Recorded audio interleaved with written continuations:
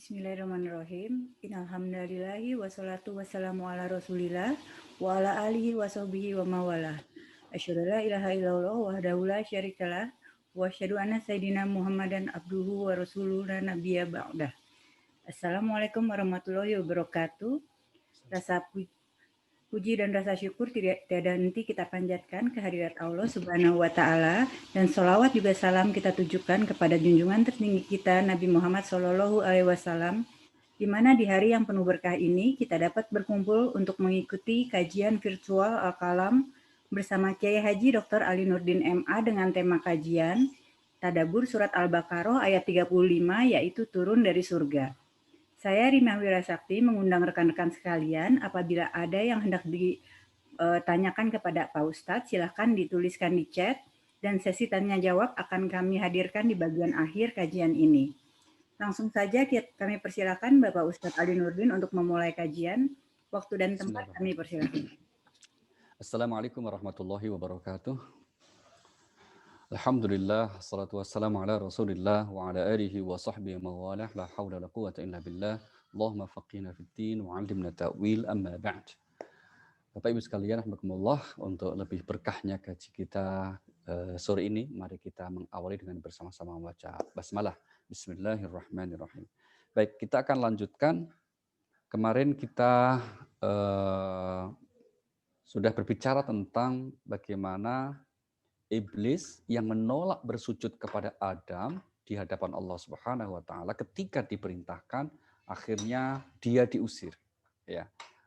Akhirnya dia diusir dari sisi Allah Subhanahu wa taala. Nah, kisah pengusiran iblis yang pertama ini tidak disebutkan di dalam surah Al-Baqarah kita, tapi dijelaskannya di surah yang lain.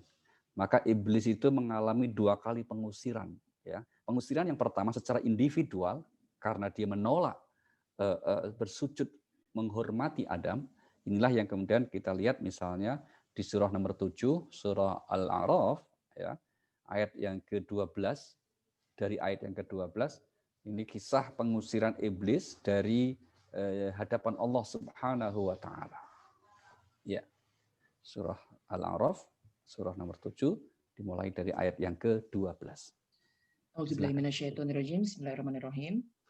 Allah berfirman, apakah yang menghalangimu sehingga kamu tidak bersujud kepada Adam ketika aku menyuruhmu? Iblis menjawab, aku lebih baik daripada dia. Engkau ciptakan aku dari api, sedangkan dia engkau ciptakan dari tanah. Iya, lanjut. Allah berfirman, maka turunlah kamu darinya, surga, karena kamu tidak sepatutnya menyombongkan diri di dalamnya. Keluarlah, sesungguhnya kamu termasuk makhluk hina. Iya. Boleh teruskan, Pak? Apa jawaban iblis? Ya. Iblis menjawab, berilah aku penangguhan waktu sampai hari mereka dibangkitkan. Jawaban Allah? Allah berfirman, benar, kamu termasuk yang diberi penangguhan waktu. Iya, baik. Jadi akhirnya iblis diusir, ya, oleh Allah Subhanahu wa taala, sendirian dia karena telah menolak perintah itu. Nah, pertanyaan selanjutnya, kemana Adam? Nah, kan begitu. Nabi Adam alaihissalam yang kemudian Allah ciptakan tidak hanya sendirian, tapi kemudian Allah ciptakan pasangannya juga. Dan inilah yang kemudian Bapak Ibu sekalian menjadi salah satu khilafiyah, perbedaan pendapat di kalangan ulama, yaitu tentang apa? Tentang bagaimana Hawa diciptakan. Ya. Di Al-Quran ada isyarat bahwa Hawa itu diciptakan dari bagian Adam. Sehingga ada yang menyebut dalam sebuah hadis dikatakan bahwa asal kejadian Hawa itu dari salah satu tulang rusuk Adam. Nah, apakah benar kalau di ayatnya tidak disinggung secara khusus, tapi hanya dijelaskan dari bagiannya? Mari kita lihat surah nomor 4, ayat yang pertama. Allah berfirman, A'udzubillahi minasyaitonirrajim, ya ayyuhan nasu taqu rabbakumul ladzi khalaqakum min nafsin wahidah wa khalaqa minha zaujaha. Bismillahirrahmanirrahim. Wahai manusia, bertakwalah kepada Tuhanmu yang telah menciptakan kamu dari diri yang satu, Adam, Dan Allah menciptakan pasangannya Hawa dari dirinya, dan dari keduanya Allah memperkembangbiakkan laki-laki dan perempuan yang banyak. Bertakwalah kepada Allah yang dengan namanya kamu saling meminta, dan peliharalah hubungan kekeluargaan. Sesungguhnya Allah selalu menjaga dan mengawasimu.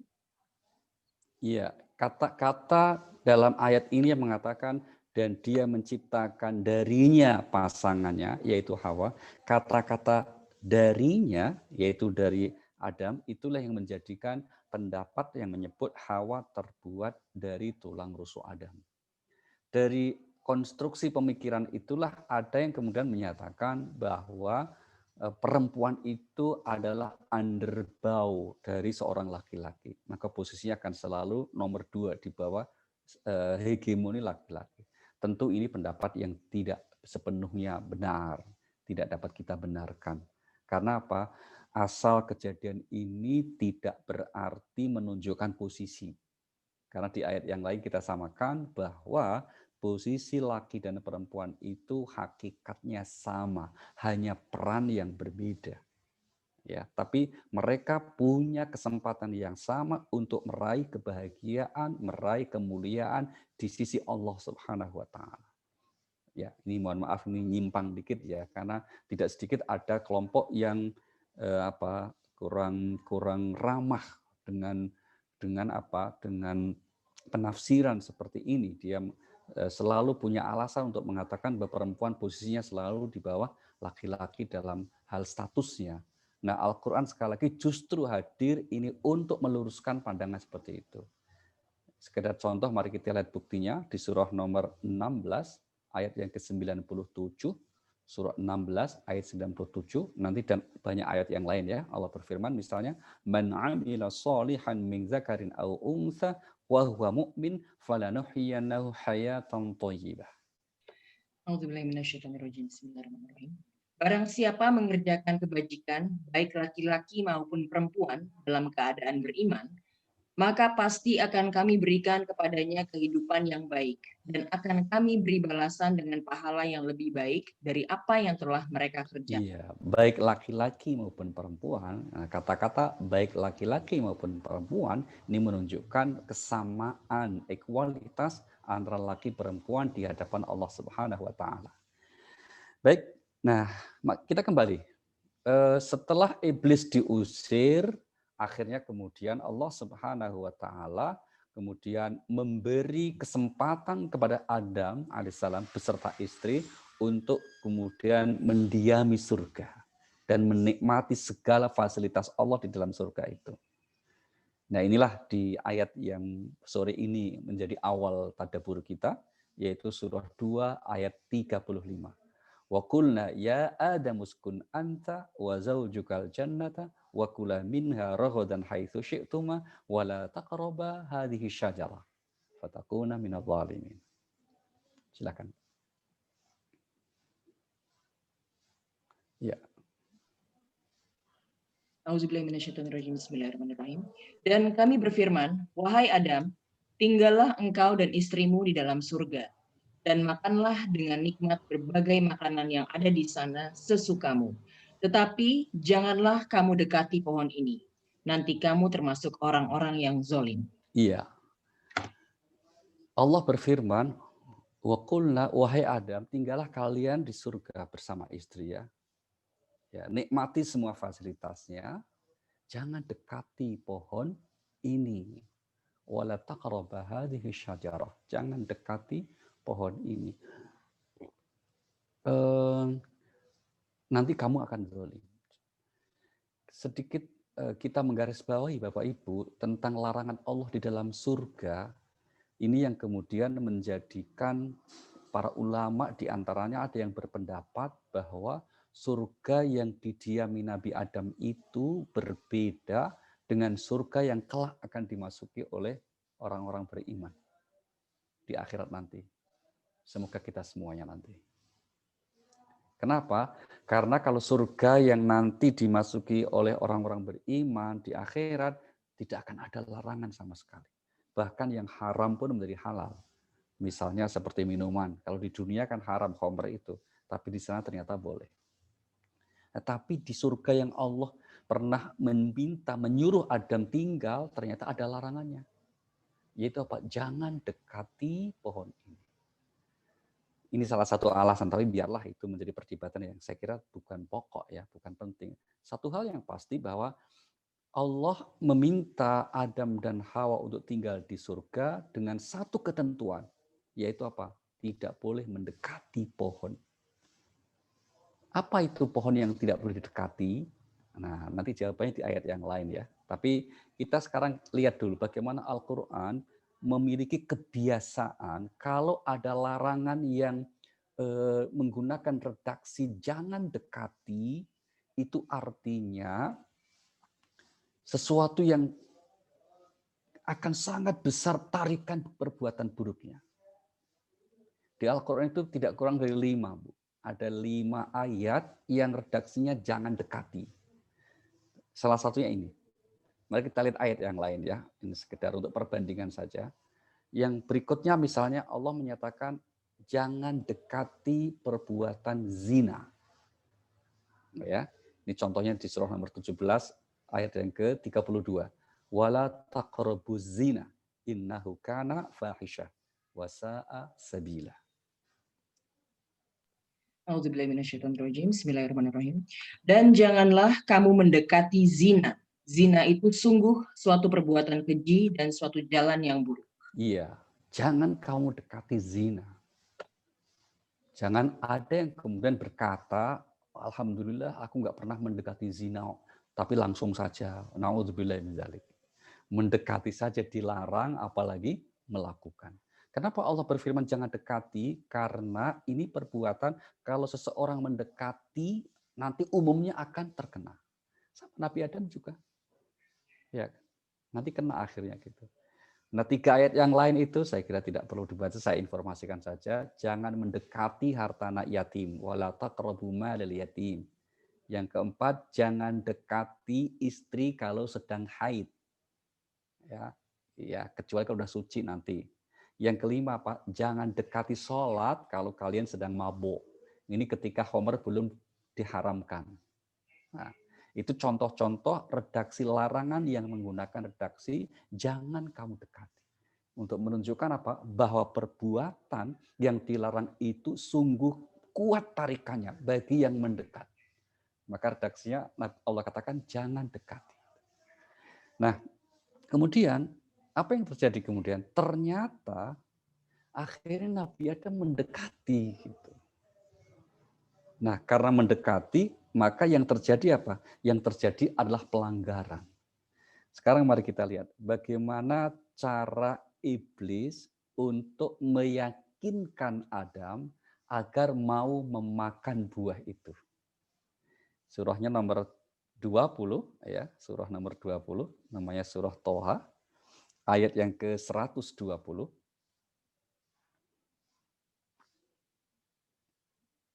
Qala ya Adam hal adulluka ala syajaratil khuldi wa mulkin la yabla. Bismillahirrahmanirrahim. Kemudian setan membisikkan pikiran jahat kepadanya dengan berkata, wahai Adam, maukah aku tunjukkan kepadamu pohon keabadian, khuldi, dan kerajaan yang tidak akan binasa? Iya. Lanjut Pak, enggak? Cukup belum, Pak. Jadi salah satu kebiasaan iblis, kalau di ayat utama kita kan, Ibu sekalian, Bapak Ibu, itu kan di ayat 36-nya itu, setan diinformasikan menggoda. Fa'azallahuma syaitanu anha fa'akhrajahuma mimma kana fi. Begitu saja. Tapi kemudian iblis akhirnya yang diusir tadi ya, ini saya konstruk ceritanya gini. Ketika iblis itu diusir kan dia minta tangguh supaya diberi kesempatan untuk menggoda. Maka yang Allah kabulkan. Ini sekaligus pelajarannya. Iblis saja yang sudah jelas dilaknat oleh Allah ketika berdoa itu dikabulkan oleh Allah. Ya kan? Optimis gitu loh. Dan Bapak Ibu Al-Qalami yang rajin-rajin kajian ini kan orang-orang beriman. Mosok kalau doa kok enggak optimis itu loh kalau dikabulkan. Wong iblis saja yang sudah jelas dilaknat oleh Allah ketika berdoa itu optimis dan ternyata Allah kabulkan. Doanya apa toh? Doanya tadi loh, di atas itu Tuhan, beri saya kesempatan hidup untuk sampai hari kiamat. Allah bilang apa? Innaka minal mundharin. Oke guys, kukabulkan doamu. Kamu termasuk yang punya umur panjang sampai hari kiamat. Lah mosok kita yang beriman kalau doa nggak optimis, itu berarti kalah sangat dengan iblis. Na'udzubillah min dzalik. Iblis itu optimis sekali dan ternyata dikabulkan. Memang Allah itu mah baik kok, yang kemudian jahat-jahat iblis aja yang minta sesuatu ya diberi ya. Apalagi yang baik-baik gitu loh. Kalau toh kemudian Allah itu tidak beri langsung, itu Allah mungkin melihat doamu jelek banget tuh buat kamu. Mungkin kabulin sekarang. Ya kira begitu. Karena kalau tak kabulin sekarang repot kamu lagi, nggak bener itu. Nah, kira-kira gitu lah. Nah, tapi iblis lihat dia, sudah kasih kesempatan. Maka kemudian menurut beberapa riwayat Bapak Ibu, iblis itu akhirnya masuk lagi untuk apa? Menggoda Adam dan istri. Masuk lagi ke dalam surga. Konon kalau dalam kisah-kisah istri Ilyad itu masuknya itu dengan cara menipu penjaga surga itu.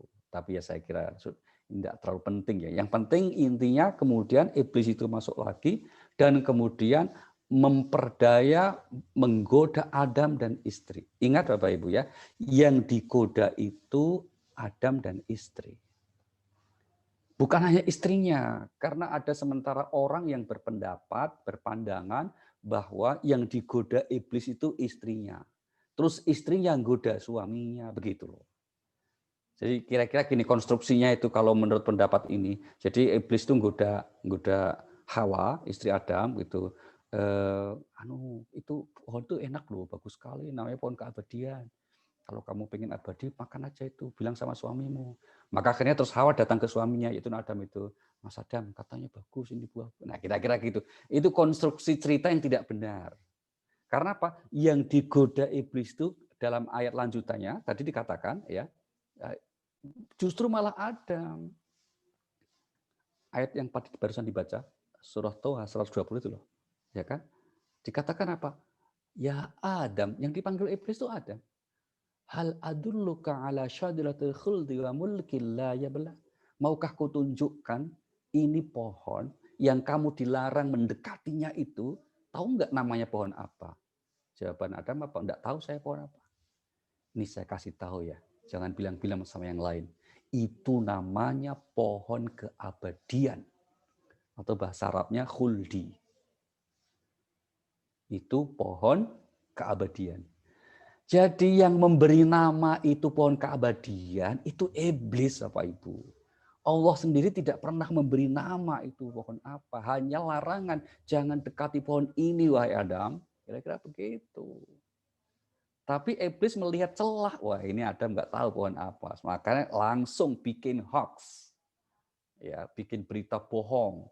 Hoax itu. Ngarang bahwa ini namanya pohon keabadian. Gitu. Maka dia bilang hal adulluka ala syajaratil khuldi. Jadi sekali lagi kalau sekarang banyak orang yang memproduksi dan menyebarkan hoax, itu sejak Nabi Adam ada, itu memang sudah ada yang tukang bikin hoax. Siapa itu? Iblis gitu loh. Jadi orang yang suka memproduksi hoax itu berarti anak buahnya, bukan saya yang bilang, bukan saya. Aku nggak berani nuduh itu. Kira-kira jelas itu. Untuk meyakinkan, nah, ini menariknya lagi, usaha iblis itu salah satu sifat positif iblis yang bisa kita tiru itu memang kerja luar biasa itu, nggak mudah menyerah gitu, meskipun untuk menggoda, untuk meyakinkan, ya, atas tipu dayanya itu ternyata apa? Iblis pun tidak segan-segan menggunakan dan mencatut nama Allah untuk bersumpah. Nah, ini kita lihat di surah nomor 7, surah Al-A'raf, ayat yang ke-21. Wa qasamahuma inni lakuma laminan nasihin.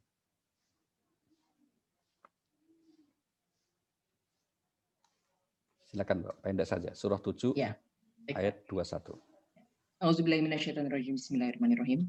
Dan dia setan bersumpah kepada keduanya, sesungguhnya aku ini benar-benar termasuk para penasehatmu. Nah, bersumpah demi Allah wahai Adam. wahai Adam, demi Allah, aku ini hanya menasihati kamu. Ya kan? Maka ada sementara orang yang kemudian berasumsi, beranggapan, berpendapat, termasuk para ulama tafsir ya, itu yang menyatakan bahwa mengapa kok kok Adam sampai bisa tergoda gara-gara iblis sumpahnya itu pakai demi Allah gitu loh. Maka lihat, kok demi Allah ya, berarti bener iki gitu loh, kira-kira itu. Wah bener gitu. Yaudah akhirnya maka. Ada yang berpendapat demikian juga. Itu. Tetapi benar yang lain tidak sepenuhnya benar, Bapak Ibu. Karena Al-Quran mengabadikan sebab kenapa ya Adam dan istri itu akhirnya tergoda. Dan ini yang menjadi pelajaran penting buat kita saya kira. Kenapa beliau tergoda? Mari kita lihat di surah Toha, surah nomor 20 lagi. Ini yang menjelaskan tentang mengapa dia sampai bisa tergoda. Yaitu surah 15. Itu sebabnya. Ya. Pak, mohon maaf, ini signalnya kurang bagus, Pak. 20, surat 20 ayat berapa, Pak? 115. Surat 20. 115, Mbak. Oh, 115. Ayat 115. Baik. 20, 115 ya, Pak ya. Bismillahirrahmanirrahim.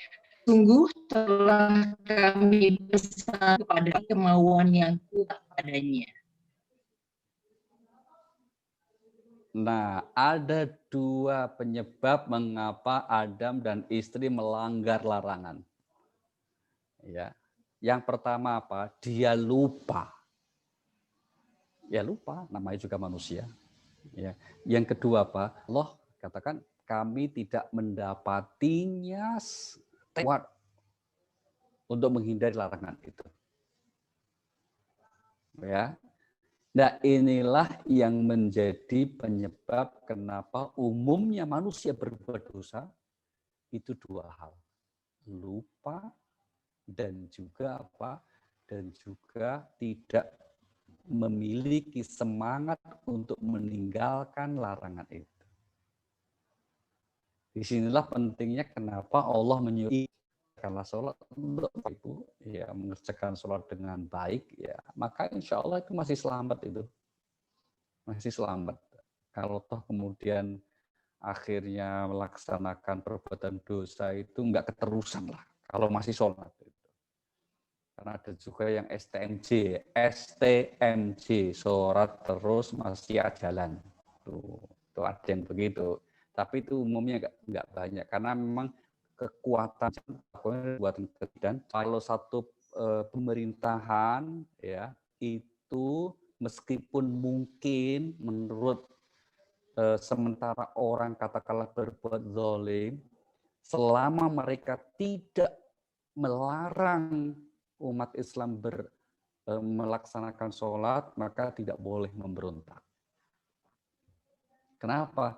Berarti masih membiarkan sholat itu. Nah, kita kembali tadi. Nah, ketika sebabnya jelas, ya, tapi lagi-lagi salah satu sifat negatif manusia itu apa, toh? Yaitu rasa inginnya yang tidak pernah selesai. Atau dalam bahasa yang agak, mohon maaf sedikit, keras itu disebut toma. Toma itu keinginan yang meluap-luap. Nah, rasa yang ada pada Nabi untuk menggoda Adam, sehingga kemudian beliau akhirnya apa? Memakan buah larangan itu. Ya, memakan buah larangan itu. Dan inilah episode kehidupan manusia babak berikutnya dimulai. Tapi mari kita lihat dulu. Bagaimana Al-Quran menggambarkan akhirnya Adam melanggar larangan ini. Ayat menggambarkan bagaimana akhirnya Adam dan istri yang melanggar larangan itu, terus kemudian mengalami pengusiran dari surga. Ya. Surahnya nomor 7, Al-A'raf ayat yang ke-22. Surah 7 ayat yang ke-22. Dalam ayat ini Allah Subhanahu wa taala berfirman menggambarkan sekali lagi bagaimana episode kehidupan larangan Allah Subhanahu wa taala kan lahumma falamma dzaqash syajarata badat lahumma sawatuhuma wa tafiqa yakhsifani 'alaihima min waraqil jannah. Silakan. Bismillahirrahmanirrahim. Dia setan membujuk mereka dengan tipu daya. Ketika mereka mencicipi buah pohon itu, tampaklah oleh mereka auratnya, maka mulailah mereka. Tuhan menyeru mereka, bukankah aku telah melarang kamu dari pohon itu? Dan aku telah mengatakan bahwa sesungguhnya setan adalah musuh yang nyata bagi kalian berdua. Baik, mari kita lihat Bapak Ibu. Ini informasi ayat yang menarik sekali. Beberapa catatan kita ya, ingin kita berikan. Yang pertama adalah apa? Ketika ada melanggar larangan Allah Subhanahu wa taala, mereka akhirnya terusir dari surga itu. Semua. Ya, semua. Tidak hanya berdua, tapi termasuk dengan iblis. Nah, kalian semua turun dari surga. Gitu kan? Yang menarik ini kata turun ya, berarti ada yang mengatakan bahwa posisi surga itu berada di tempat yang tinggi, tapi turunlah kalian. Kemudian turun itu dalam keadaan tidak berbusana, karena itu konsekuensi dari pelanggaran larangan Allah Subhanahu wa taala. Nah, akhirnya mereka mencari yang bisa menutupi auratnya itu, carilah daun-daun.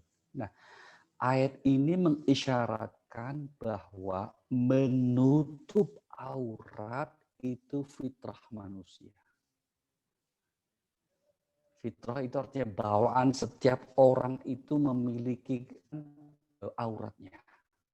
Apalagi aurat besarnya. Na'udzubillah min dzalik. Maka dia tutup. Dari mana itu Adam kok tiba-tiba punya ide nutup itu? Yaitu fitrahnya itu. Kalau ada orang yang kemudian enggan untuk menutup aurat besarnya, na'udzubillah min dzalik, berarti sudah kehilangan kemanusiaannya. Itulah binatang. Kita tahu kan, binatang kan nggak nutup aurat. Punya luri, kemudian aurat besarnya itu. Daun-daunnya waktu itu mungkin ya nggak tahu, nggak dijelaskan ya. Kalau di ayat ini nggak dijelaskan daun apa, ya, nggak usah nanti ditanyakan itu. Itu daun apa ya Pak untuk nutup itu ya, sumbuh lah kira-kira gitu. Bisa aja kan kalau daun yang gede itu kalau di kita ya daun apa ya, daun pisang ya itu gede, itu kecil nggak bisa itu. Mungkin daun pisang, daun pohon jati yang lebar-lebar itu mungkin, wallahu alam. Tapi nggak penting. Poin kita pelajarannya itu. Kemudian ungkapan yang menarik Bapak Ibu juga ketika Nabi Adam dan istri melanggar larangan itu, Allah kemudian berfirman kepada Adam, bukankah aku telah melarang kalian dari pohon itu? Kenapa Allah kemudian berubah redaksinya menjadi mengatakan dari pohon itu? Ini berbeda dengan redaksi di awal, termasuk yang di ayat utama kita tadi, kan dikatakan jangan mendekati pohon ini. Isyarat dekat kata ini, this gitu ya, jangan dekati pohon ini. Tapi begitu ada melanggar, Allah bilang kenapa? Kan sudah saya bilang kamu jangan mendekati pohon itu. Kenapa Allah tidak bilang kenapa kamu? Kan sudah saya bilang jangan mendekati pohon ini. Kok pakai itu? Maka kesimpulannya apa? Ini pelajaran penting filosofinya. Pada dasarnya dalam pandangan Al-Quran, manusia itu baik dekat dengan Allah. Gitu. Tapi ketika seorang melanggar larangan Allah, mengabaikan perintah Allah, maka posisinya dia menjadi jauh. Itu pelajarannya. Maka setiap perbuatan dosa itu sebetulnya menjadikan posisi manusia yang pada dasarnya itu dekat dengan Allah menjadi jauh. Semakin dia banyak berbuat dosa, semakin jauh posisinya. Ya kan? Sekarang mari kita lihat bagaimana penegasan bahwa Allah itu aslinya sangat dekat. Surah nomor 2, Al-Baqarah, ayat 186. Allah berfirman di ayat ini, a'udzubillahi minasyaitonir rajim. Wa idza sa'alaka 'ibadi 'anni fa inni qarib ujibu da'watat da'i idza da'an falyastajibu li wal yu'minu bi la'allahum yarshudun. Auzubillahi minasyaitonirrajim. Bismillahirrahmanirrahim. Dan apabila hamba-hambaku bertanya kepadamu Muhammad tentang aku, maka sesungguhnya aku dekat. Aku kabulkan permohonan orang yang berdoa apabila dia berdoa kepadaku. Hendaklah mereka itu memenuhi perintahku dan beriman kepadaku agar mereka memperoleh kebenaran. Apabila hambaku bertanya kepadamu tentang aku, maka jawab aku dekat. Kata jawab dalam kurung. Tapi kalau di Al-Quran ayatnya sendiri, Bapak Ibu, menarik ya. Cara Allah memerintahkan untuk jawab. Wa idza sa'alaka ibadiy anni fa inni qarib. Langsung dikatakan fa inni qarib. Katakan aku ini dekat. Jadi supaya dijawab langsung begitu. Nah, di ayat yang lain kita temukan bahwa kedekatan Allah dengan manusia itu bahkan melebihi lebih dekat dari urat nadi atau urat lahirnya. Ini ungkapan untuk menunjukkan betapa Allah itu dekat dengan manusia. Ya. Kita lihat di surah nomor 50, surah Qaf, surah 50 pada ayat yang ke-16. Allah berfirman di ayat ini, a'udzubillahi minasyaitonir rajim, wa laqad khalaqnal insana wa na'lamu ma tuwaswisu bihi nafsuh wa nahnu aqrabu ilaihi min hablil warid. Bismillahirrahmanirrahim. Dan sungguh kami telah menciptakan manusia dan mengetahui apa yang dibisikkan oleh hatinya, dan kami lebih dekat padanya daripada urat lehernya. Iya, kami lebih dekat kepadanya daripada urat lehernya. Baik, kita teruskan Bapak Ibu. Setelah akhirnya Adam dan Hawa terusir dari surga bersama iblis, mereka turun kembali. Nah, iblis itu turun yang kedua kalinya sudah nih. Tidak bisa balik lagi dia. Maka kemudian Adam menyadari kesalahannya, maka terus kemudian Nabi Adam alaihissalam seperti yang diinformasikan di surah nomor 2 ayat 37, lanjutan ayat kita, Allah berfirman apa? Fatalaqqa Adamu mir rabbih kalimatin fataba alaihi innahu huwat tawwabur rahim. Silakan Pak, surah 2 ayat 37.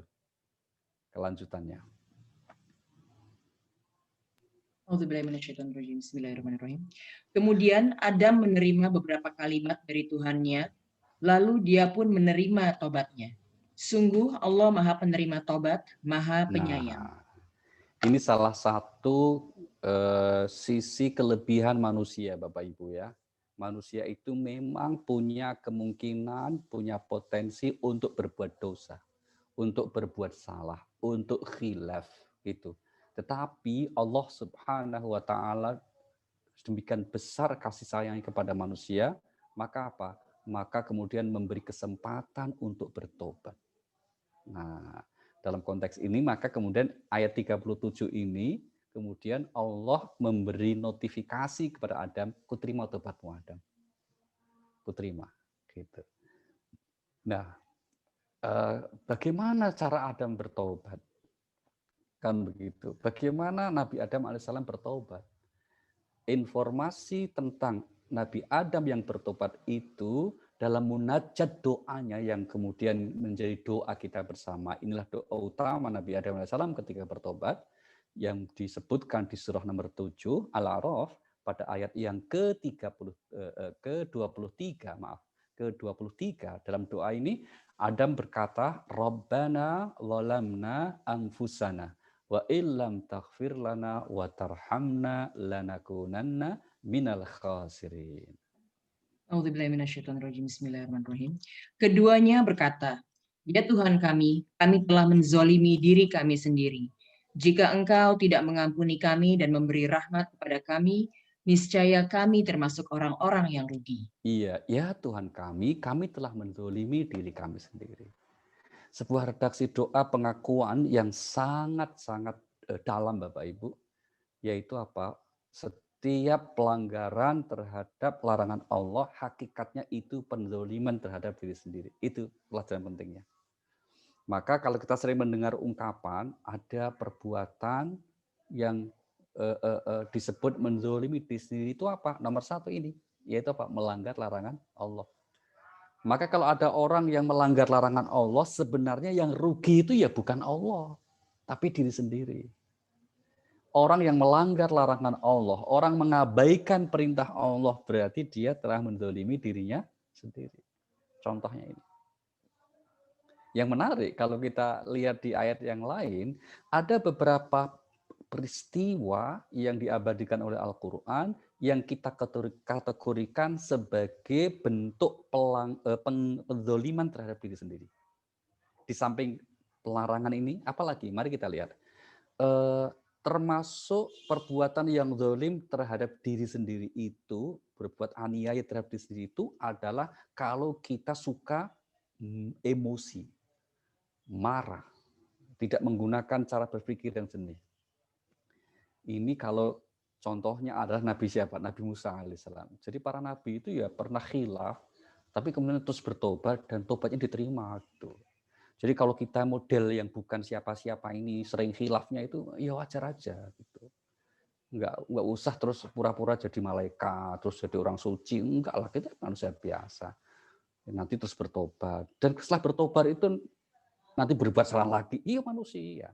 Jangan berpikir kalau orang sudah bertobat terus berubah jadi malaikat nggak punya dosa. Oh enggak, biasa saja gitu. Bedanya apa? Kalau yang belum bertobat itu yang dominan hidupnya perbuatan buruknya, sementara kalau sudah bertobat yang lebih istiqomah perbuatan baiknya. Tapi ya tetap aja masih punya dosanya, itu biasa aja gitu. Tapi yang menonjol perbuatan baiknya. Wong namanya juga manusia. Kalau manusia itu ya begitu, gitu.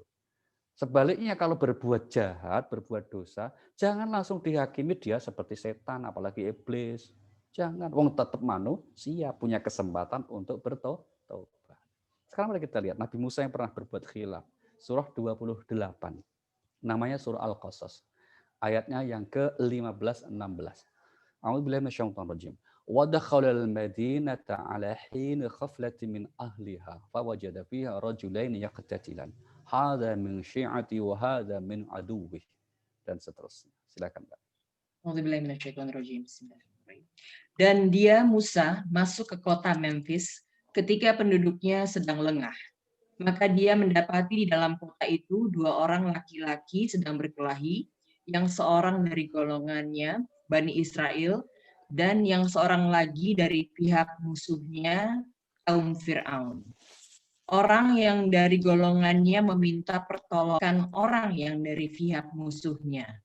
Lalu Musa meninjunya dan matilah musuhnya itu. Musa berkata, ini adalah perbuatan setan. Sungguh dia, setan itu adalah musuh yang jelas menyesatkan. Musa berdoa, ya Tuhanku, sesungguhnya aku telah menzolimi diriku sendiri. Maka ampun pun Maha Penyayang. Iya, baik.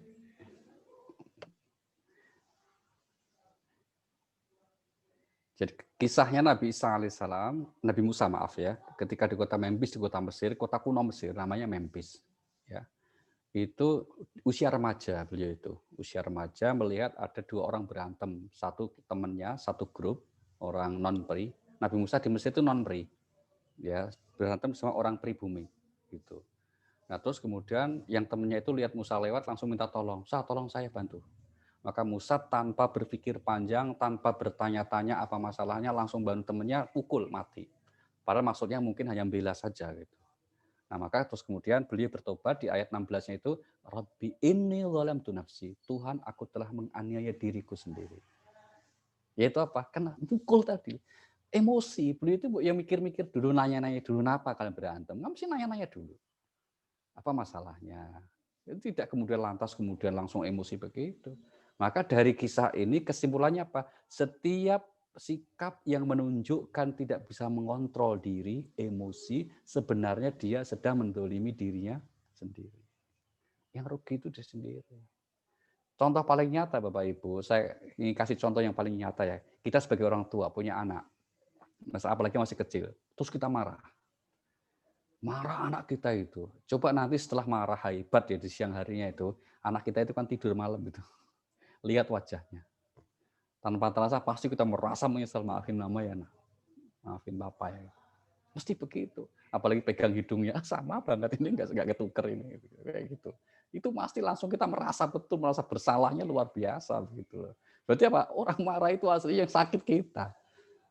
Gitu. Misalkan kalau suami lagi marah itu santai aja, sebetulnya dia yang sakit itu. Jadi kita nggak usah terlalu berlebihan meresponnya itu. Jadi kalau ada orang tua lagi marah, suami lagi marah, apalagi istri lagi marah, itu santai aja kita. Ya, tenang aja. Karena apa? Sebenarnya beliau yang sedang sakit. Maka kita kasihani, tuh kok marah-marah itu kasihan banget. Pasti nanti capek itu. Itu. Maka marah itu menurut para ahli itu dapat mengurangi umur. Sekali marah, 1 hari umur dikurangi. Wah, bayang nggak kalau sehari marah 5 kali, 5 hari berkurang umurnya. Nah, itu. Sebaliknya kalau kita suka bahagia, tersenyum, itu semakin kita sekali senyum bahagia, itu nambah umur 1 hari. Nah, itu. Jadi kalau semakin orang itu bahagia, sering tersenyum, itu nambah panjang umur. Tapi jangan senyum sendiri. Nah, itu masalahnya. Ya. Baik, apalagi pendoliman terhadap diri sendiri, yaitu putus asa. Kalau tadi contohnya Nabi Musa, kalau orang putus asa yang berani zalim terhadap diri, contohnya siapa? Nabi Yunus alaihissalam atau Dhunnun. Ini diabadikan oleh Allah di surah nomor 21 ayat 87. Ya. Surah 21 ayat 87 Allah berfirman, A'udzubillahi minasyaitonir rajim, wa dhannuni idz dhahaba mughadiban fa dhanna an lan naqdiru alaihi fanada fi dhulumati alla ilaha illa anta subhanaka inni kuntu minadh dhalimin. Bismillahirrahmanirrahim. Dan ingatlah kisah Zunnun atau Yunus ketika dia pergi dalam keadaan marah.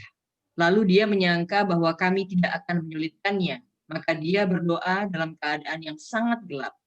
Tidak ada Tuhan selain Engkau, Maha Suci Engkau. Sungguh aku termasuk orang-orang yang zalim. Iya. Rasulullah Shallallahu Alaihi Wasallam, Bapak Ibu, kemudian menyampaikan dalam sebuah hadisnya, salah satu yang bisa kita jadikan zikir atau wirid agar kita diberi solusi dari kesulitan kita, itu zikirnya Nabi Yunus alaihissalam. Karena apa? Nabi Yunus itu pada mulanya berdakwah kepada satu kaum, ya, kemudian kaumnya menolak, maka beliau putus asa, balik tinggal, tidak mau dakwah lagi. Nah akhirnya apa? Nggak jauh dari lokasi beliau pelarian itu, kok ada pelabuhan, ada kapal bersandar, menyelinap beliau.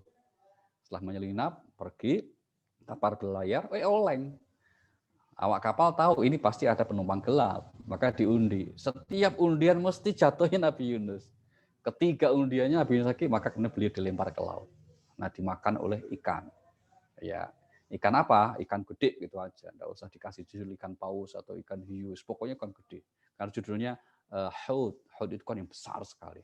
Maka akhirnya kemudian Nabi Yunus terus bertasbih, bertobat, mohon ampun kepada Allah. Dengan cara bertobat apa? La ilaha illa anta subhanaka inni kuntu minadz zalimin. Tiada Tuhan kecuali Engkau ya Allah, Maha Suci Engkau, aku termasuk orang yang berbuat zalim. Yaitu apa? Ngelinggarin tugas tadi. Nah, maka setelah sekian beberapa lama, akhirnya apa? Akhirnya Allah menerima taubatnya dan akhirnya ikan itu minggir memuntahkan Nabi Yunus alaihissalam. Poin kita apa? Setiap sikap yang menunjukkan putus asa menghadapi persoalan hidup itu berarti zalim terhadap diri sendiri. Baik, ini sekedar contoh ya Ibu ya, bagaimana Al-Quran memberi contoh sikap yang kita sebut sebagai perbuatan zalim terhadap diri sendiri. Mari kita lanjutkan ayat utama kita di Al-Baqarah tadi. Nah, setelah akhirnya Allah mengirimkan notifikasi pemberitahuan kepada Nabi Adam bahwa taubatnya diterima, tapi bukan berarti terus Nabi Adam diberi kesempatan lagi. Tobat enggak terima Adam, yaudah nanti lanjutin tinggal di surga. Enggak. Tobatnya sudah dikatakan diterima, tapi ya punya konsekuensi.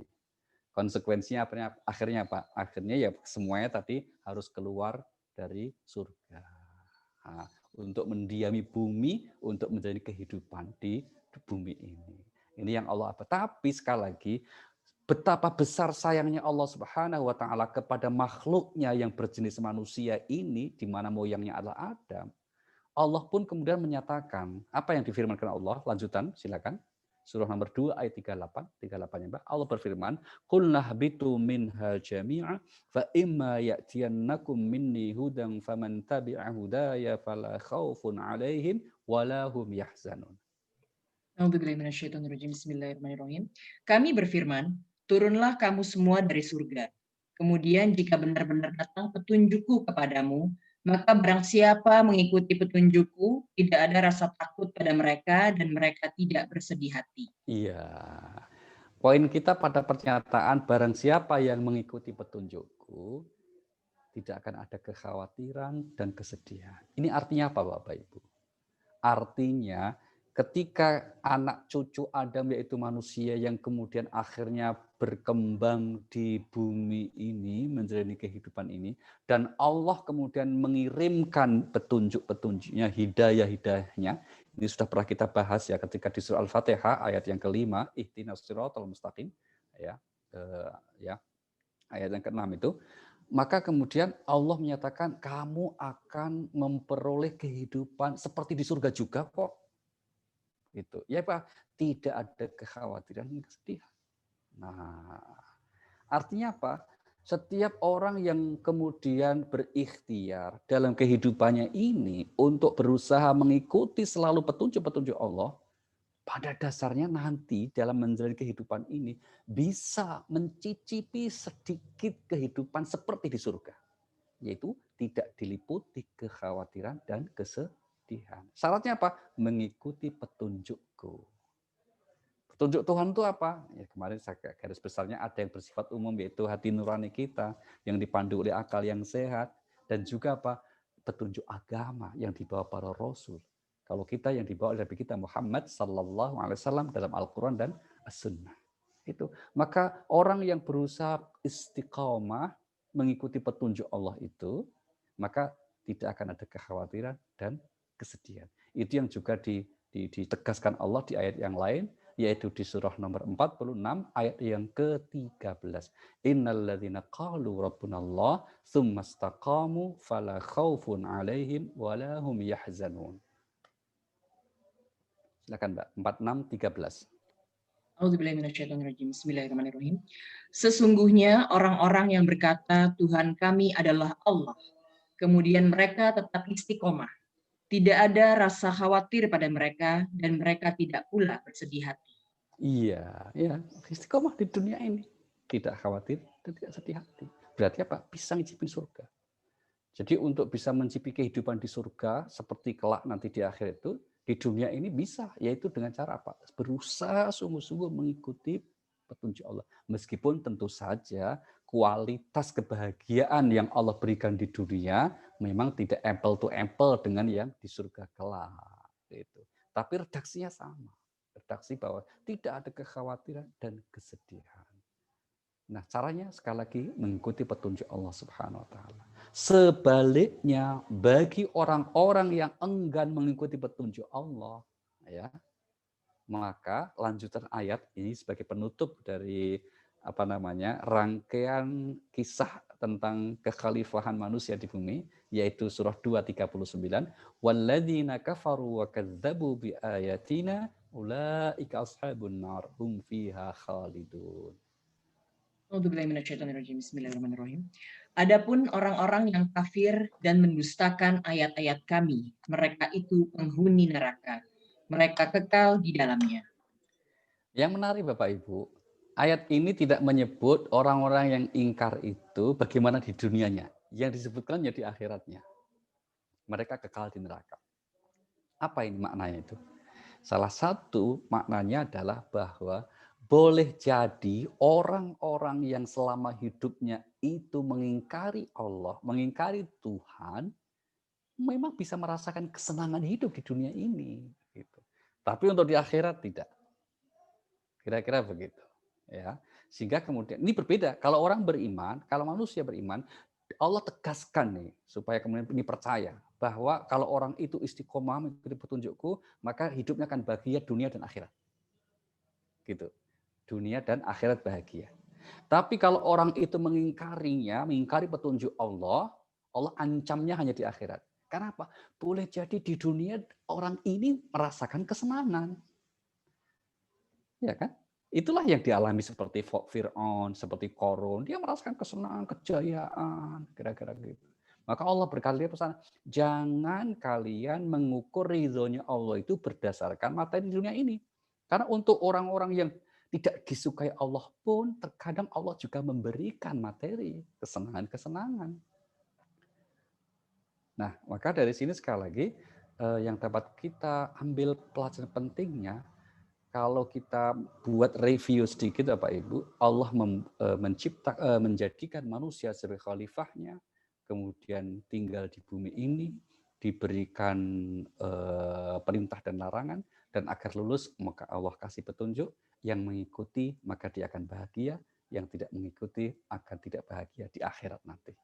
Nah, bagi kita yang mengikutinya, insya Allah akan meraih kebahagiaan itu fid dunya hasanah wa fil akhirati hasanah. Nah, baik, mungkin begitu, Mbak Rima. Lanjutkan untuk kita ke termin berikutnya. Terima kasih. Terima kasih Pak Ali. Untuk teman-teman yang ada ingin mengajukan pertanyaan, bisa ditulis di chat. Nanti insya Allah akan saya bacakan dan tanyakan kepada Pak Ali. Pak Ali, ini udah ada beberapa yang masuk Pak Ali. Yang pertama dari Mas Ninoy. Ninoy mau nanya, mau tanya tentang hari akhir. Apakah di hari akhir itu sudah pasti tidak ada taubatnya dan sudah harga mati, Pak Ali? Oke. Apakah kalau sudah ya mari kita lihat, kapan tobat itu disebut terlambat ya. Sudah nggak bisa lagi tobat ya. Surahnya nomor 4, ayat 18 nih Mas Ninoy ya. Jadi enggak sampai hari akhir, Mas. Belum sampai hari akhir itu, belum akhir pun sudah, kalau kapan seseorang sudah tiba ajalnya itu, pintu tobat sudah tertutup. Dalam ayat ini Allah berfirman, "Walaisatit taubatu lilladzina ya'maluna sayyi'at hatta idza hadara hadahumul maut qala inni tubtul an." Gitu. Silakan, Mbak. A'udzubillahi minasyaitonirrajim. Bismillahirrahmanirrahim. Dan tobat itu tidaklah diterima Allah dari mereka yang melakukan kejahatan hingga apabila datang ajal kepada seseorang di antara mereka. Barulah dia mengatakan, saya benar-benar bertobat sekarang. Dan tidak pula diterima tobat dari orang-orang yang meninggal sedang mereka di dalam kekafiran. Bagi orang-orang nanti itu, contoh. Terus. Ya, bagi orang-orang itu telah kami sediakan azab yang pedih. Ya, nanti dicontohkan di Al-Quran itu kasusnya siapa? Fir'aun. Fir'aun itu tobat loh, Mas. Tobatnya itu diabadikan oleh Al-Quran. Gitu. Tapi sudah terlambat. Ya. Nasi sudah menjadi bubur, tidak ada kesempatan lagi. Pengen tahu rekaman tobatnya Fir'aun? Ya, ini disebut di surah 10 Yunus ayatnya 90. Ya. Wajawazna bi bani Israil al-bahra fa'atba'ahum fir'aun wa junuduhu baghya wa adwa. Silakan, Mbak. Bismillahirrahmanirrahim. Dan kami selamatkan Bani Israel melintasi laut, kemudian Fir'aun dan bala tentaranya mengikuti mereka untuk menzolimi dan menindas mereka. Sehingga ketika Fir'aun hampir tenggelam, dia berkata, aku percaya bahwa tidak ada Tuhan melainkan Tuhan yang dipercayai oleh Bani Israel, dan aku termasuk orang-orang muslim setelah diri. Aku orang muslim. Fir'aun bilangnya, sekarang aku termasuk percaya. Tapi sudah tenggelam. Sudah mati, Mas. Nah, maka kapankah tobat itu tidak diterima lagi? Ketika seseorang sudah sampai ajalnya. Kalau dalam hadis Rasulullah itu dikatakan ketika roh sudah lewat dari tenggorokan, kerongkongan sudah lewat. Jadi kali kira-kira ini, roh itu meninggal itu memang dimulai dari bawah ya, terus naik, dicabut.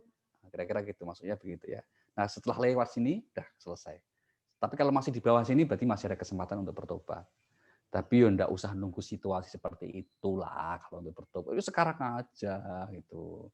Ya sekarang aja lah kita banyak istighfar, mohon ampun kepada Allah. Bahwa nanti ngulang lagi ya astagfirullah juga. Kira-kira gitu. Namanya manusia ya begitu. Yang penting apa? Ada ikhtiar untuk menyadari, oh ini enggak benar, saya mohon ampun ya Allah gitu. Jangan dikumpulin banyak, oh nanti aja tobatnya. Kalau sudah di akhirat ya udah bisa, Mas. Sudah di akhirat udah selesai urusan gitu. Terima kasih Mas Inai. Lanjut Mbak. Ya. Berikutnya dari Ibu Sali Tahir, Pak Ali. Pak Ali mengingat zaman yang konstan berubah, bagaimana Quran memberikan petunjuk kepada manusia agar hidup dengan benar sesuai zamannya. Karena ada pendapat yang menyatakan bahwa kita harus hidup sehari-hari dan bersikap seperti kita hidup di zaman Rasulullah. Oke, baik, terima kasih. Iya. Harus dibedakan ya, hidup seperti di zaman Rasulullah atau menghidupkan apa yang pernah didakwakan oleh Rasulullah. Dibedakan. Jadi kalau kita merujuk ke petunjuk Al-Quran, bagaimana caranya? Ya kita mengikuti panduan, tuntunan, prinsip-prinsip dalam Al-Quran. Tetapi tentu ini akan disesuaikan dengan zamannya. Karena apa? Apa yang dilakukan oleh Rasulullah itu adalah tentu benar sesuai dengan zamannya. Tapi juga tidak selalu kemudian cocok dengan perkembangan zaman berikutnya. Karena terkadang Rasulullah itu memberi contoh itu, ya itu sekali lagi sesuai dengan zamannya.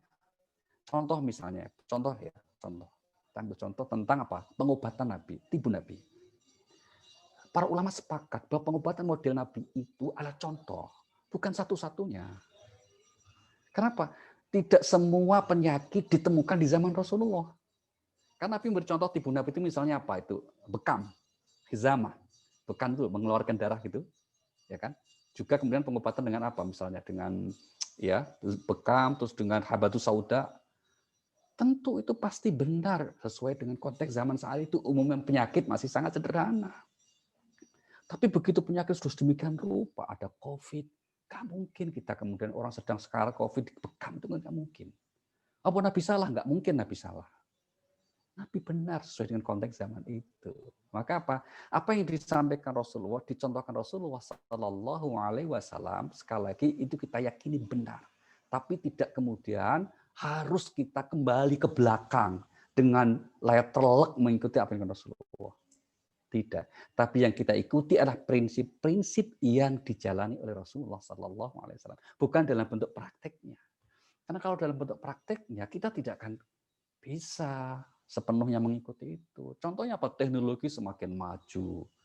Kalau mengikuti Rasulullah, kita ke Mekah itu nggak boleh naik pesawat, ya kan? Harus naik unta. Nggak boleh menggunakan alat komunikasi karena saat itu Rasulullah belum ada. Nggak boleh menggunakan mushaf Al-Quran, nggak boleh. Karena apa? Zaman Rasulullah nggak ada mushaf. Dan seterusnya. Jadi yang kita ikuti itu adalah prinsip-prinsip yang diajarkan oleh Allah dan Rasulnya dalam Al-Quran dan As-Sunnah. Tidak letterlek. Tapi kalau ada sementara saudara kita, katakanlah yang menyebut dirinya sebagai salafi, yang ingin kembali ke generasi salaf yang benar-benar monggo. Kita tidak perlu menyalahkan juga. Itu pilihannya. Orang merdeka untuk mengikuti pilihan pendapat seperti itu. Monggo. Kalau ada yang merasa nyaman, aku merasa pendapat ini aja, silakan saja. Tapi bagi kita yang merasa bahwa kita juga mengikuti Rasulullah, mengikuti para ulama, mengikuti para sahabat, tapi dalam prinsip-prinsipnya itu juga tidak wajar kalau kemudian disalahkan. Karena pada akhirnya semuanya menaati Allah, menaati Rasul, mengikuti pendapat para sahabat, tapi tidak dalam bentuk yang sama persis. Tapi dalam prinsip-prinsipnya. Begitu saya kira Mbak Sally. Lanjut. Ya. Berikutnya dari Pak Ismail Akbar di Menteng. Pak Ali, tobat itu harus dimohon. Dapatkah permohonan itu hanya dengan mengucapkan astagfirullahaladzim? Oh baik, terima kasih Pak Ismail. Tentu saja tidak ya Pak ya, tidak hanya begitu. Karena dalam prinsip bertobat itu umumnya Allah mengatakan perintahnya watubu ilaih, bertobatlah. Allah tidak mengatakan ucapkanlah taubat atau ucapkan istighfar, tidak. Maka di sini para ulama kemudian membuat ketentuan inilah yang kita sebut sebagai rukun taubat. Rukun artinya sesuatu yang harus ada. Ya kalau tidak ada taubatnya maka belum memenuhi syarat. Apa itu rukunnya? Yang pertama, kalau ingin taubat harus berhenti dari perbuatan dosanya. Yang kedua, menyesal. Ini kata kuncinya. Ini sikap batin berarti. Jadi orang berhenti dari perbuatan dosanya, tapi kok tidak menyesal, maka belum tobat itu. Ada orang dulu hobinya judi, sekarang tidak. Kawannya nanya, tobat ya? Apaan aku bangkrut toh? Jadi dia berhenti karena bangkrut, bukan tobat. Itu berbeda. Sama-sama berhenti kan? Tapi yang satu berhentinya karena bangkrut, tidak menunjukkan penyesalan sama sekali. Karena kalau nggak bangkrut mungkin dia akan jadi terus. Yang kedua karena dia yang betul-betul bertobat dengan cara apa? Menyesal. Gitu. Yang ketiga apa? Mengganti dengan perbuatan yang baik. Itu syarat taubat. Kalau dosanya kepada Allah Subhanahu wa taala. Tapi kalau dosanya dengan sesama, 3 syarat tadi tambah satu lagi, selesaikan dengan urusan sesama itu. Kalau dia menzolimi, minta maaf. Kalau dia mengambil, kembalikan. Itu kalau dosanya dengan sesama. Maka kalau ada seorang suami menzolimi istri, dia setiap malam mohon ampun kepada Allah, ya, tapi kok tidak minta maaf ke istrinya, nggak diterima tobatnya itu. Maka berat itu. Jadi kalau suami nyakitin istri itu berat banget, ya. Karena tidak cukup hanya dengan memohon ampun kepada Allah. Terus supaya dimaafkan, diampuni gimana? Ya minta maaf dengan istri.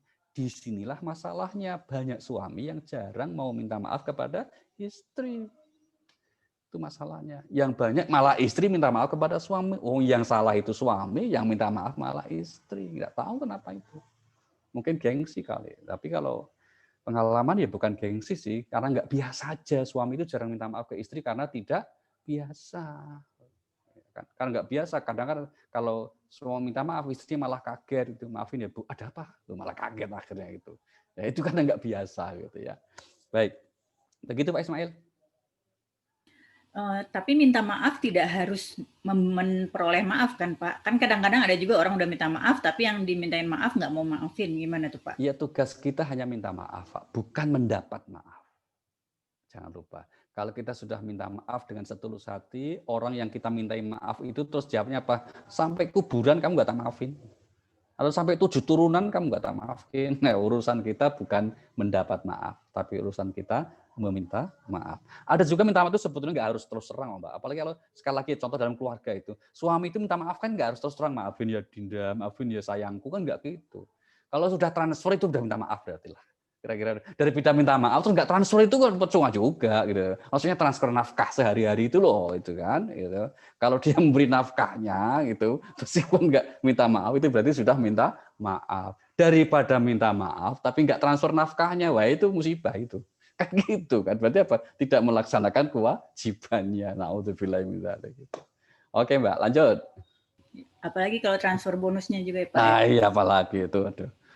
Lanjut. Oke, dari Ibu Purnamawati Sujud, Pak Ustadz, ketika iblis meminta agar diberi kesempatan menggoda manusia dan dikabulkan, maksudnya Allah kenapa? Bagaimana ya Pak? Karena kan katanya doa itu harus yang baik-baik. Oh iya, doa yang baik dari hamba Allah yang baik. Doa yang baik itu dari hamba Allah yang baik. Kalau hamba Allah yang kemudian durhaka, ternyata minta sesuatu, nah di antara hikmahnya gini Bu, berarti Allah itu memang hikmahnya itu agar manusia itu punya alat penyeimbang gitu loh. Maka Allah pesan ya Dam dan anak buah, nanti kamu manusia keturunanmu ya, hati-hati loh. Allah kasih tahu ini kamu punya musuh. Setan itu musuh yang nyata bagi kamu. Kamu hati-hati. Nah, itu berarti apa? Allah sudah kasih tahu. Ini sayangnya Allah itu. Kan kalau orang itu kemudian sudah diberitahu musuhnya, kelemahan musuhnya, kan Allah sudah beritahu semua itu, Bu. Ini setan, itu musuhmu. Dia itu punya kelemahan begini, punya kebiasaan begini. Detail, rinci. Maka kemarin kita bicara tentang profil setan itu. Kelemahannya apa, kekuatannya apa. Maka kalau sebetulnya kita itu, maka kalau bersungguh-sungguh itu enteng. Setan itu nggak hebat-hebat amat. Toh. Lemah sekali dia itu. Ya kan memang tidak punya kemampuan memaksa karena menggoda saja kan. Maka kok banyak orang tergoda, berarti manusianya yang memang lemah gitu. Bukan setannya yang hebat gitu. Bahkan kalau manusia itu sudah akhirnya karena digoda setan bisa naik kelas juga, jadi setan juga. Nah, itu. Maka kadang-kadang iblis yang setan asli itu kadang-kadang mungkin dia udah nganggur itu. Kan udah merasa, waduh manusia kok udah jadi setan semua, nganggur dia akhirnya itu. Mungkin kalau bila kita pensiun itu, udah top banget manusia. Kira-kira begitu. Karena apa? Satu kesalahan yang dia lakukan diusir oleh Allah. Ini manusia berkali-kali berbuat salah. Gitu ya. Nah itu contohnya. Jadi antara hikmahnya Bu, kenapa Allah mengabulkan doa? Dan itu doa buruk, ya yang minta dari yang memang akan diberikan hikmahnya. Maka kita sebagai hamba Allah yang baik atau berusaha baik tentu harus berdoa yang baik-baik saja. Terima kasih. Lanjut. Berikutnya dari Ibu Mia, Pak Ustadz mau tanya, jika Nabi Adam tidak melanggar, apakah kita tidak akan ada? Atau kita masih di surga gitu kali ya Pak? Iya, betul. Pertanyaan yang bagus sekali. Kalau Nabi Adam tidak melanggar, seandainya, ini kan pengandaian ya, seandainya Nabi Adam tidak melanggar larangan itu, bagaimana? Apakah kita ada? Atau kita mungkin ada tapi di surga? Pertanyaan bagus sekali, tapi itu pertanyaan yang tepat kita sampaikan ke Allah ya. Ya, hanya Allah yang Maha tahu itu. Wallahu a'lam. Karena apa? Gini pengandaian. Kalau pengandaian itu ya nanti nggak terbatas tuh. Dan nggak ada jawabannya memang. Ya wallahu alam saja. Hanya Allah yang Maha mengetahui. Yang pasti sekarang sudah terjadi. Yaitu kita tinggal di dunia. Poin pentingnya apa? Kalau kita mengikuti petunjuk Allah, insya Allah kita selamat, bahagia dunia dan akhirat. Simpel saja. Lanjut. Berikutnya dari Ibu Irma Barnes, Pak. Masih tentang taubat itu, Pak. Apakah cukup dengan istighfar dan menyesal dan tidak melakukan lagi, atau harus melakukan ada ritual atau ketentuan tertentu? Tidak harus. Itu saja sudah hebat. Toh. Kita sudah berhenti, terus menyesal, terus berusaha berbuat baik. Itu saja kita lakukan istiqomah udah top banget. Tapi kalau kita ingin sempurnakan dengan kita sering membaca istighfar, itu memang Nabi contohkan. Ya, Nabi contohkan selalu. Dengan sholat sunnah taubat, ya hajat, sholat sunnah hajat, isinya kita bertobat kepada Allah, juga bagus. Misalnya setelah tahajud, niat kita juga mohon ampun kepada Allah, kita tambahkan sholat 2 rakaat, kita sebut sholat taubat, atau setiap habis maghrib, setelah ba'diyah kita tambah 2 rakaat. Kenapa? Saya sholat taubat. Boleh. Bagus-bagus saja. Gitu ya. Tapi yang prinsipnya 3 tadi yang tidak boleh. Tidak. Harus 3 tadi itu. Atau 4 kalau dengan sesama manusia. Nah, maka kalau disempurnakan dengan kita istighfar, kita sempurnakan dengan ritual yang lain, atau juga dengan amal ibadah sunnah-sunnah yang lain untuk menunjukkan kita istiqomah di jalan yang benar, itu bagus sekali. Oke, lanjut Mbak. Berikutnya dari Bapak Sandi Rubianto. Assalamualaikum Pak Ustadz. Bagaimana mengingatkan saudara sendiri yang tidak melaksanakan perintah Allah? Karena sejak kematian anak, karena kecelakaan, lalu berpisah dari istrinya, tidak ada pekerjaan, semakin terpuruk dan semakin jauh dari agama. Iya, memang tidak mudah ya Pak ya menghadapi situasi ujian yang bertumpuk seperti itu ya. Ini kan ibarat pepatah sudah terjatuh ketimpa tangga begitu ya. Tapi juga merespon dengan cara yang salah itu memang juga salah juga. Gitu. Maka pertanyaannya bagus, bagaimana kita mengingatkannya? Nah, kalau kita merujuk di Al-Quran, mari kita lihat surah 12, maaf surah 16 ya, surah 16 ini Pak, ayat 125. Ada 3 cara yang bisa ditempuh, Pak. Ud'u ila sabili rabbika bil hikmah wal mau'izatil hasanah wajadilhum billati hiya ahsan. Silakan. Bismillahirrahmanirrahim. Serulah manusia kepada jalan Tuhanmu dengan hikmah dan pengajaran yang baik, dan berdebatlah dengan mereka dengan cara yang baik. Sesungguhnya Tuhanmu dialah yang lebih mengetahui siapa yang sesat dari jalannya, dan dialah yang lebih mengetahui siapa yang mendapat petunjuk.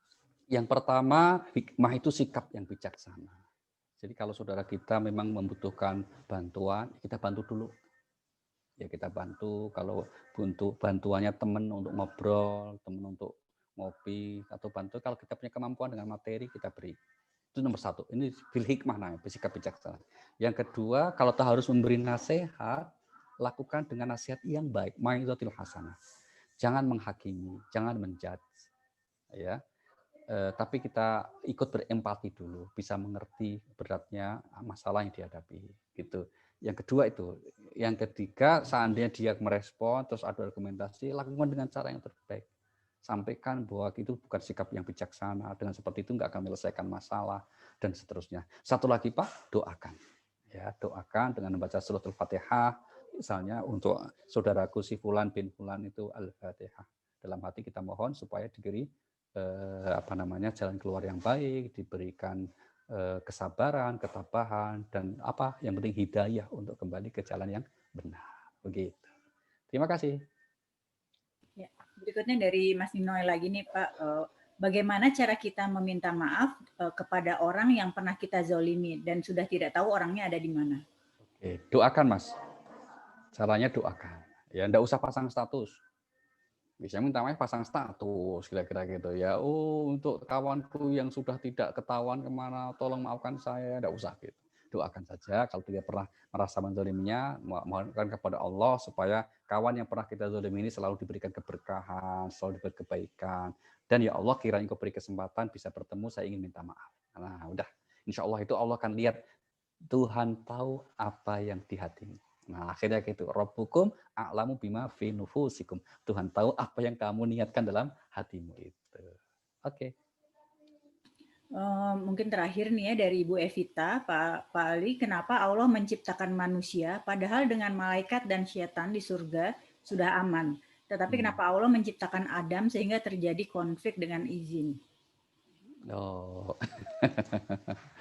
Tentu saja kalau jawaban Al-Qur'an itu ada dua ya. Pertama, Allah ingin menjadikan manusia itu punya tugas.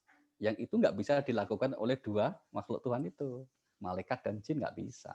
Apa itu? Khalifah di bumi ini. Jadi bumi ini nggak akan makmur, nggak akan bisa terurus kalau diserahkan kepada dua makhluk itu. Ya gung liwang-liwang gitu aja, nggak ada dinamikanya. Kosong. Nah malaikat tuh nggak ada dianugerah Allah kreativitas. Demikian juga jin makhluknya juga makhluk nggak kelihatan kayak gitu. Sementara kan alam semesta kelihatan sekali. Tuh. Ada binatangnya, ada tumbuhannya. Jin juga nggak bisa ngerawat. Gitu. Meskipun di dunia perjinan, kalau kita merujuk kisah zaman Nabi Sulaiman, itu teknologi sudah lebih maju. Tapi di teknologi zaman di alam jin, bukan di alam syahadah, alam manusia atau alam yang kelihatan ini. Ini satu. Yang kedua, nah tentu saja ini juga jin bisa melaksanakan, malaikat juga bisa, yaitu apa? Allah ingin kemudian manusia itu beribadah.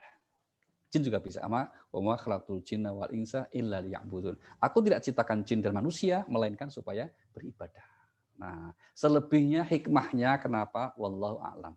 Karena Allah sendiri memang jawabnya begitu, Pak. Ini a'lamu, aku yang maha tahu, kalian tidak tahu.